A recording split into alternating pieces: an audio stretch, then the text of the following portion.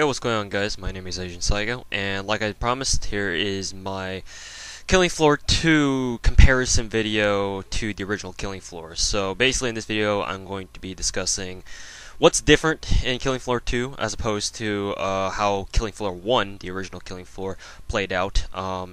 Admittedly, I'm not the biggest Killing Floor player ever. There are other people who have maxed out perks. I only have like my sharpshooter and medic classes for Killing Floor 1 maxed out to level 6, yeah, level 6. For a second, there was a time when I thought there was a level 7, and I realized, no, that's not really true.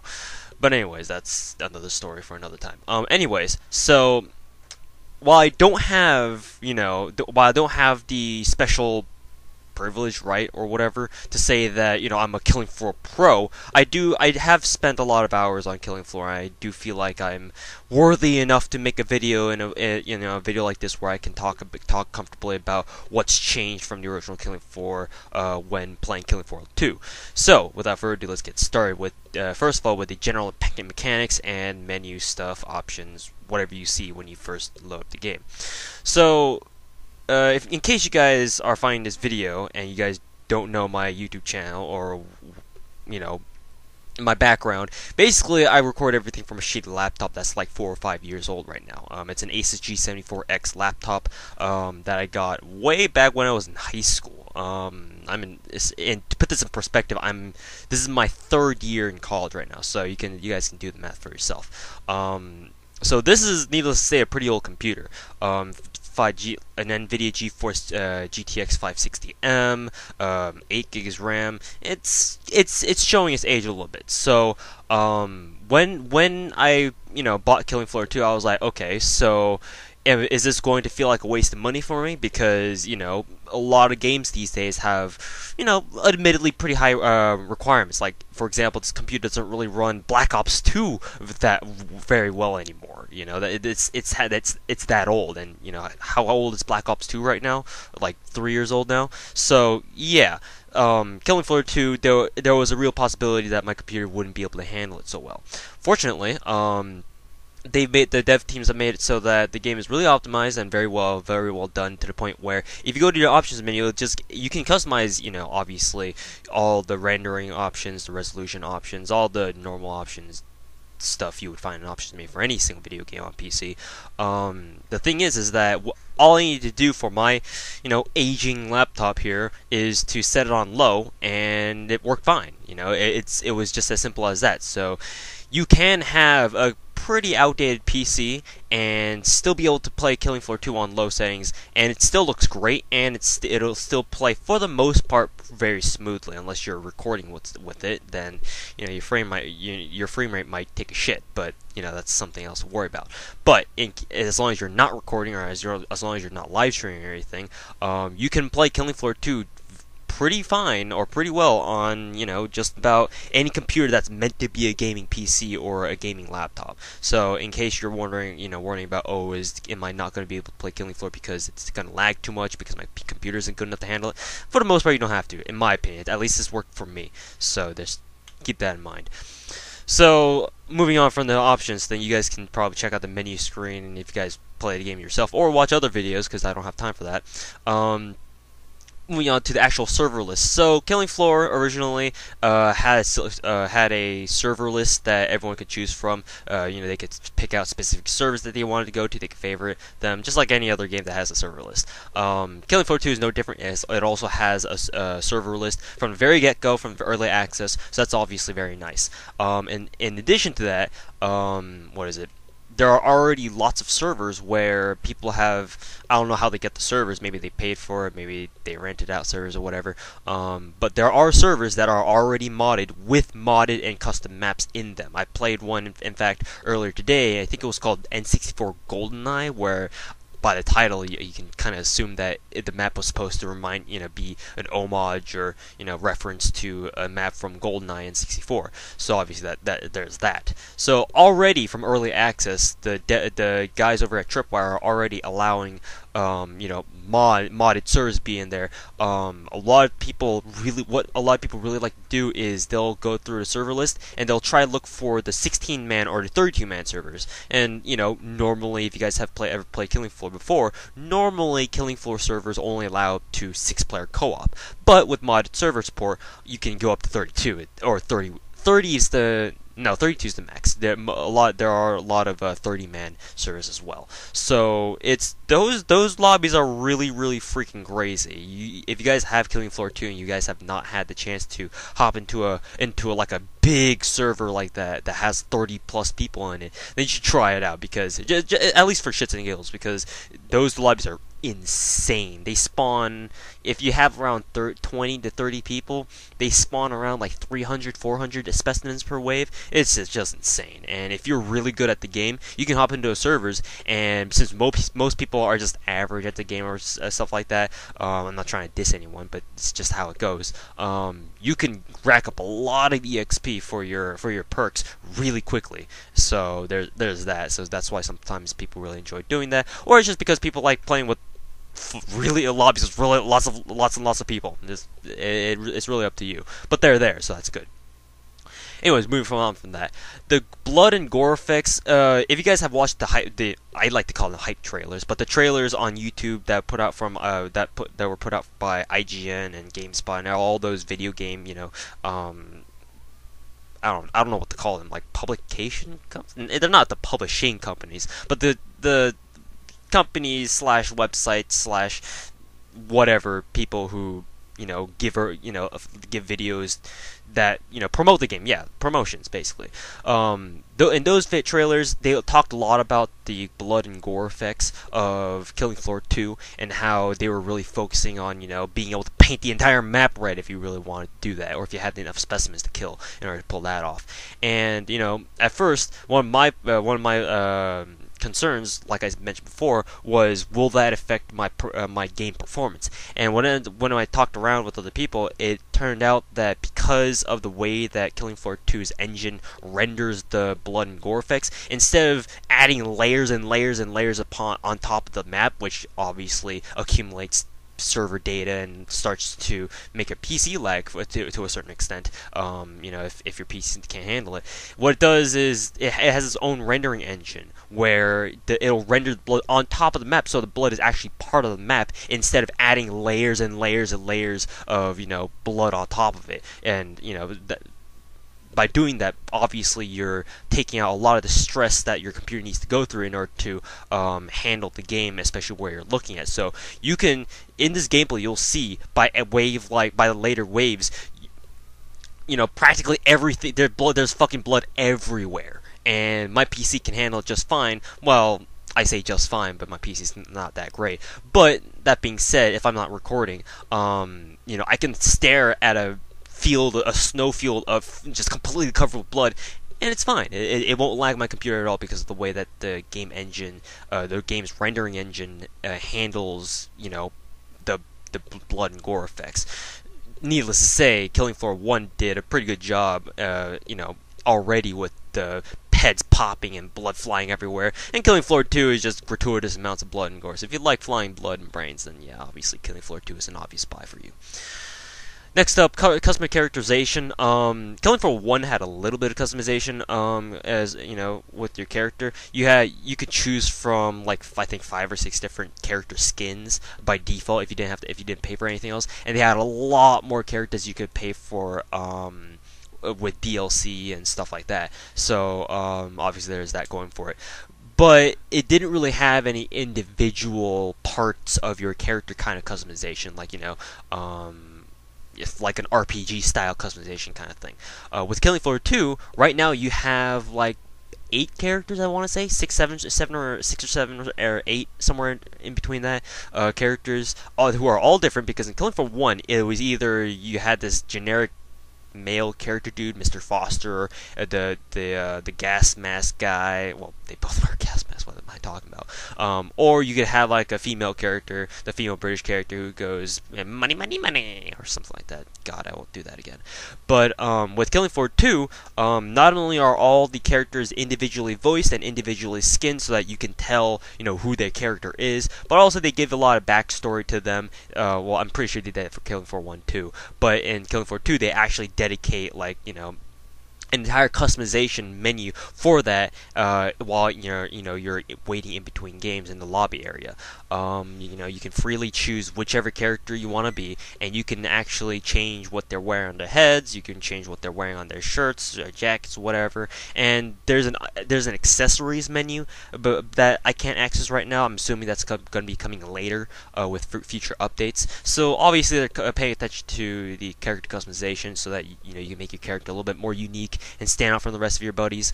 It's not like super mind-bogglingly in depth with the characterization, but I feel like this is the perfect amount where it's kind of fun to look at, but it's not gonna like consume all your time, forcing you, or not forcing you, but compelling you to, like, oh my god, I want to put this on my character, I want to put this on, this on, this on. It's nothing like that. It's just simple click, boom, he wears it, and you're good to go. So there's that. Let's see, what else?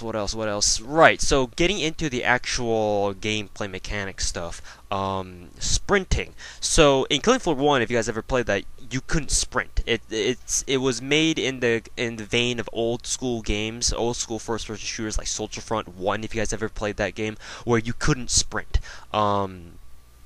However, in Killing Floor 2, obviously they have implemented the sprint mechanic, though I should mention it's not like a crazy speed boost. It's not like Call of Duty sprinting where you can definitely tell like you're going twice as fast as as you would normally be moving when you're just walking, as opposed to when you're sprinting. In Killing Floor 2, you can sprint and it will get you places faster, but I would say it's only like maybe 15% faster movement speed max. Luckily, you can run forever, like in Call of Duty Advanced Warfare. You don't have to worry about a sprint stamina bar, or your guy getting tired so he has to stop running for a second and then start running again. No, you just Kill it for 2, just run however long you want, wherever you want. Simple as that. And also, another thing that must be mentioned in regards to sprinting mechanics in this game is the fact that you can sprint backwards. Now, I don't know how many other first-person shooters games out there do this or include this mechanic, but this is literally my first-person shooter where you can actually run backwards. In fact, I saw them running backwards in the trailer, and I was like, "Holy fucking shit! You can do that!" And then when I started playing for Killing Floor 2, when I first bought it and I started playing it, I completely forgot about that. So I was just like doing the traditional sprinting where you press W to move forward and then hold down Shift to sprint on and whatnot, what have you. And then I remember, oh yeah, you can sprint backwards. Wait, how do you do that? All you need to do is just press Shift, which is your whole toggle button for sprint, and then just press any direction key, and your guy will just run. Will just sprint in whichever direction you're holding key for. You can sprint backwards, which is very useful for running back.